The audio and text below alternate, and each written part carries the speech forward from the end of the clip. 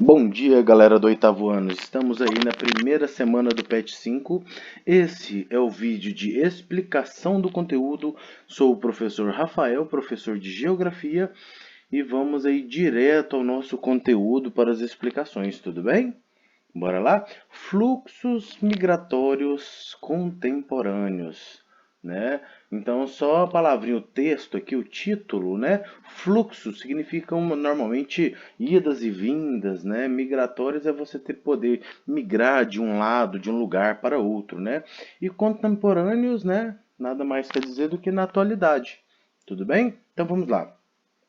Os fluxos migratórios fazem parte da história da humanidade desde a pré-história. Ao longo do tempo, foram motivados pelas mais diversas razões, de acordo com o contexto histórico, social, político e territorial. Um dos fluxos migratórios que mais se destacam no contexto mundial nos séculos 19 e 20 foi o de europeus. Do fim do século XIX até as primeiras décadas do século XX, cerca de 60 milhões de pessoas deixaram a Europa e se dirigiram para os Estados Unidos. Depois da Segunda Guerra Mundial, o fluxo se inverteu. A Europa se tornou um dos principais destinos de imigrantes provenientes das mais diversas partes do mundo em busca de melhores condições de vida e de emprego. Outros fluxos também ganharam destaque, como imigrantes latinos, principalmente mexicanos, que se dirigiam aos Estados Unidos. Em 2015, o censo do país estimou que cerca de 17% da população já era latina, tá? Então, o que vem falando aqui? Que o fluxo, com o passar do tempo, essa migração com o passar do tempo, ela pode se inverter, pode mudar o estilo. Normalmente, por que a pessoa muda, né? Pode ter vários aspectos, mas o principal deles é que normalmente a pessoa sempre muda em busca de melhores qualidades de vida, tá? Uma melhor qualidade de vida. É para conseguir um emprego melhor, é para fugir de uma guerra, é para fugir de uma perseguição religiosa, tá? Então, normalmente, mesmo que ele esteja fugindo de alguma coisa e vá para outro lugar, ele está indo em busca de uma melhor qualidade de vida. Aqui falou na questão da Europa. Antigamente, século XIX e século XX, né, que era de 1800 até final de 1900, né, beirando 2000 aí, o povo europeu saiu muito da Europa. Só porque aí agora, já no século XXI, isso aí se inverteu. Agora o pessoal da Europa fica lá na Europa mesmo e muitos imigrantes têm ido morar na Europa, né? Isso acontece muito com os Estados Unidos. Os Estados Unidos hoje, a quantidade de pessoas que tenta ir para os Estados Unidos, aqui deu o exemplo dos mexicanos, porque o México é um país vizinho dos Estados Unidos. Agora, inclusive, o presidente dos Estados Unidos, o Trump, né, ele resolveu fazer um muro todo vigiado lá para dificultar ainda mais a entrada desses imigrantes ilegais. Tudo bem? Qual a diferença do legal com ilegal? Por exemplo, para você conseguir entrar em um país desses, por exemplo, você precisa ir em Brasília, na embaixada americana, levar todos os seus documentos, fazer o requerimento para você ir para os Estados Unidos. Aí eles vão investigar toda a sua vida, ver se você já teve alguma passagem pela polícia, se você já foi preso alguma vez. Vai verificar tudo, né? E vai verificar inclusive o que você vai fazer lá. Então, hoje em dia é muito difícil conseguir um visto.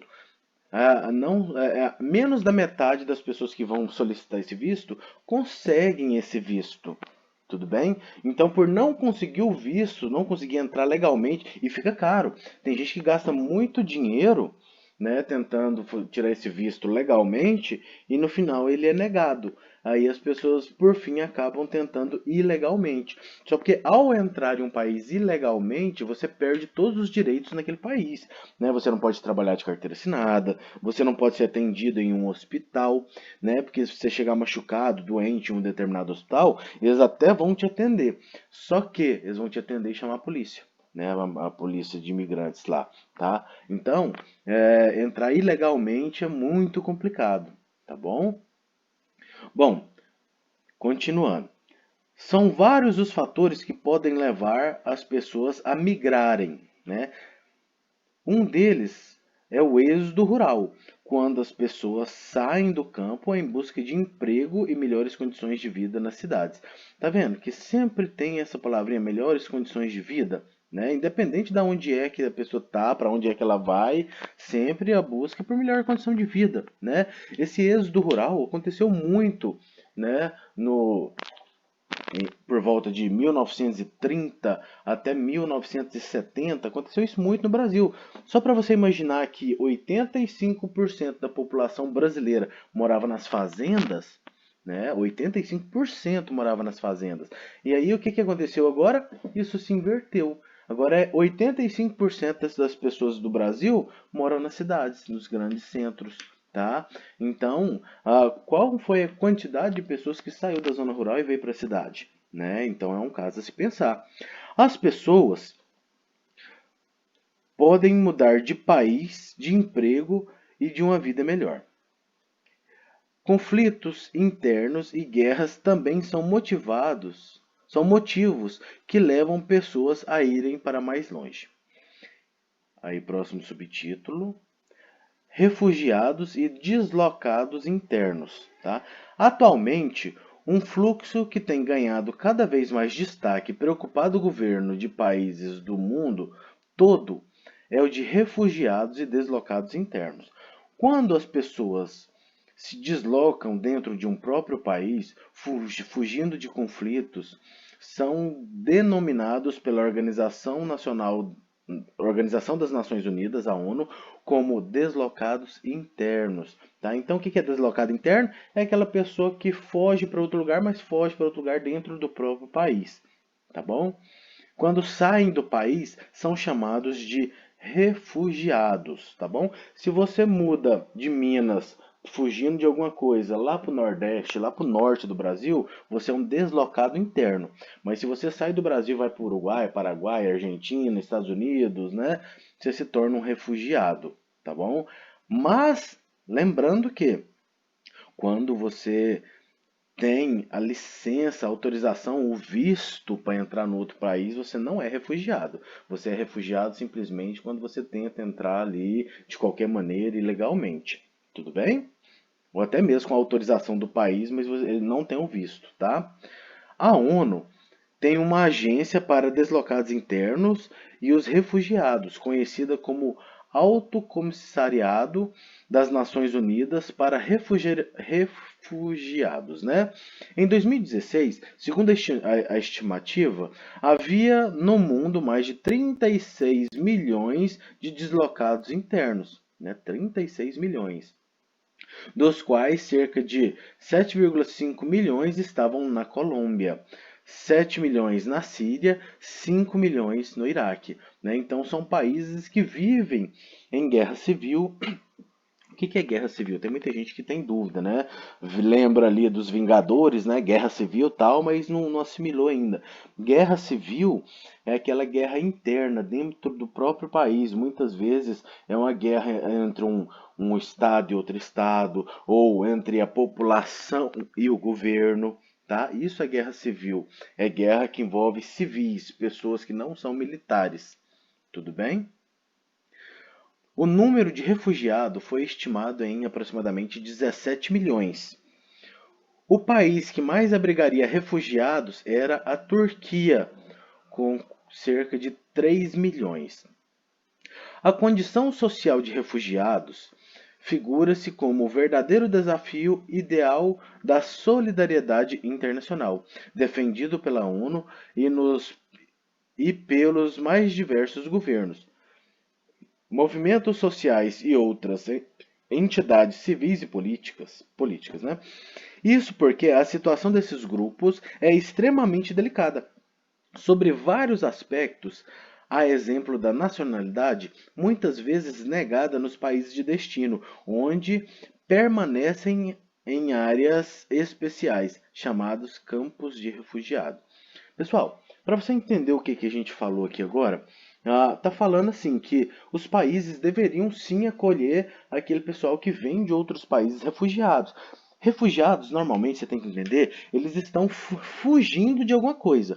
Normalmente está tendo uma guerra muito feia no país deles, está tendo uma perseguição religiosa, está tendo uma guerra contra a etnia. Então está tendo alguma coisa muito ruim acontecendo ali e uma grande parcela da população tenta fugir, nem que seja a pé, andando mesmo, larga tudo para trás, né? Tudo que ele conquistou na vida, ele abandona, pega uma trouxinha com algumas roupas, pega a família ali, os filhos e vai embora, né? Só porque aí o que vem sendo falado aqui é que nem todos os países aceitam esses imigrantes. Nós temos alguns países, eu vou dar um exemplo, os Estados Unidos. Quando você vai solicitar o visto para você entrar nos Estados Unidos, uma das coisas que os Estados Unidos pesquisa, além do seu histórico, da questão de violência, se você já foi preso, né? Esse tipo de coisa tudo, ele pesquisa de onde você é. Se você for de alguns países do Oriente Médio, por exemplo, né? Você pode nunca ter feito nada de errado na vida, mas só de você ser de algum desses países, a chance de ser do seu visto ser negado, e não só você ter nascido lá. Talvez você nasceu até aqui no Brasil, um exemplo, mas você tem parentes que nasceu lá, né? Você tem uma descendência, né, de alguém que mora para lá, a chance do seu visto ser negado é de aí 90, 95, talvez se brincar até 100%, tá? Então eles observam muito de que país, da onde você está vindo, esse tipo de coisa. Não são todos os países que são assim. Os Estados Unidos ficou assim principalmente depois do atentado do dia 11 de setembro de 2001, né, onde destruiu ali as Torres Gêmeas, derrubou aqueles aviões, acertou um avião lá no Pentágono, né? Então, principalmente depois disso, os Estados Unidos transformou o jeito de entrar lá, né, nos Estados Unidos e transformou o resto do mundo também, tá? O Brasil não possui campo de refugiado especializado para abrigar essas pessoas, tá? Não possui campo, um local específico, mas no Brasil há sim muitos refugiados, já eu vou comentar. Mas o país recebe refugiados da Venezuela, do Haiti, da Colômbia, né? Esses são vizinhos nossos aqui da América Central, da América do Sul mesmo, da Síria, né? Que fica lá no outro continente lá, né? E de alguns outros países africanos, principalmente Angola, cuja população também fala a língua portuguesa. Somam-se, na atualidade, mais de 10 mil refugiados no Brasil. Pessoal, esse dado de 10 mil refugiados no Brasil está totalmente desatualizado, tá? Já fala-se em torno aí de 70 mil refugiados. Esse texto aí, apesar de ter sido colocado agora, deve ter alguma informação antiga, tá bom? E, de modo geral, é relativamente tranquila a sua interação na sociedade brasileira com problemas pontuais esporádicos. Bom, mudou um pouquinho do que tem sido falado aqui, principalmente nesse parágrafo aqui, tá? As coisas não são mais ou menos assim como estão falando. Para vocês terem ideia, Haiti.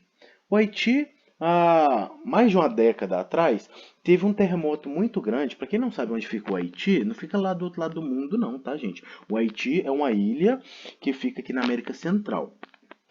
Houve um terremoto muito grande onde devastou a ilha deles, o país deles, tá? E aí depois desse terremoto gigantesco que teve lá, ainda teve um tsunami. Tem até um filme que mostra isso e tal, né? Então muita gente fugiu do Haiti, porque todo mundo, uma grande parcela da população lá morreu, outra grande parcela perdeu tudo, e aí eles vieram tentar a sorte, tentar a vida, grande parte aqui no Brasil, tá?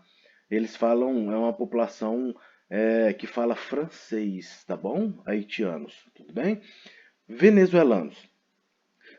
A Venezuela, talvez hoje em dia, junto com a Colômbia, sejam os países que têm mais vindo refugiados de lá para cá, tá? A Venezuela tem passado por um momento muito triste, era um país que era socialista, vem num processo de transição para o capitalismo, já tem mais de 20, 30 anos que ela vem tentando passar para o capitalismo, mas hoje em dia não é nenhuma coisa e nem outra, e quem sofre com isso é a população, tá? Esses tempos para trás aí, para vocês terem ideia, a população estava morrendo de fome. Quando eu falo morrer de fome, não é simplesmente passar fome, é morrer de fome, né?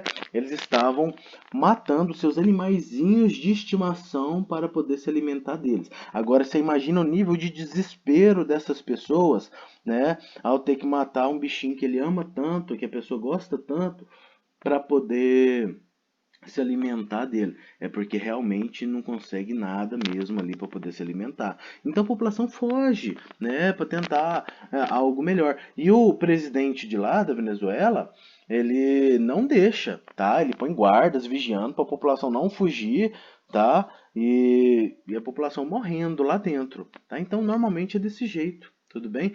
Só porque com essa grande população entrando, principalmente eles entram ali pelo lado do norte do Brasil, da Amazônia, né? Do Amapá, né? Que é a divisa ali entre a Amazônia e o Amapá. Tem algumas cidadezinhas que eles entram e entram mais só por ali. Tinha muitos ali venezuelanos. Inclusive o Brasil agora, o governo brasileiro, está pegando parte desses haitianos e levando para outras cidades, em outras regiões do Brasil, para tentar minimizar o problema lá. Porque lá estava faltando muito emprego, já o índice de roubos lá aumentou bastante, porque a população está passando fome, né? Principalmente a Venezuela, o pessoal da Venezuela, e aí começa ali, né, a roubar, a fazer outras coisas ali, para poder sobreviver, né? Então, para diminuir o problema, eles estavam fazendo esse tipo de coisa ali, tá bom? Continuando. A maioria dos refugiados tem origem de países subdesenvolvidos, né? Por quê? Porque eles estão saindo de um lugar que está ruim, especialmente Ásia, África e a África subsaariana. No continente americano, a Colômbia configura-se como o país de origem de grande quantidade de refugiados, em razão da guerra civil que assola algumas regiões do país há cerca de 40 anos. Um dos grandes problemas lá da Colômbia, pessoal, dessa guerra civil, além do governo, é as plantações de cocaína ali, os cartéis de droga, tá bom? Que ali comanda toda uma grande extensão ali, e quem não faz da maneira correta ali sofre as penalidades, tá? Então por isso que o pessoal foge. Existem mais de 50 mil colombianos espalhados por vários países, principalmente Equador e Venezuela. Então lá na Colômbia, às vezes a coisa tá tão ruim que o pessoal tá saindo de lá para ir para Venezuela, que também tá péssimo, né? Então você vê que a coisa não tá boa, né? Parte dos refugiados recebe asilo em países desenvolvidos e a maioria procura uma nação vizinha, né, próxima ali, na esperança de retornar um dia, assim, quanto antes, né, depois que tudo isso passar. Os refugiados enfrentam muitos desafios, da perigosa fuga do país de origem em razão de conflitos internos, guerras, perseguições políticas, religiosas e étnicas, né? Então, quer dizer, o cara vai fugir, vai largar tudo para trás e a chance maior é que ele não consiga, talvez ele até seja morto, né, por algum motivo ali, antes de conseguir fugir. Então, realmente muito complicado. Pessoal, foi um prazer estar com vocês. Essa explicação foi maior um pouquinho, mas é um conteúdo assim bastante interessante. Vou falar o seguinte: deixa o seu like, tá? Se inscreva no canal, ajude o professor aí com o canal dele, faça o canal crescer, tudo bem? Dê esse apoio aí. Te aguardo no próximo vídeo e até mais. Fui!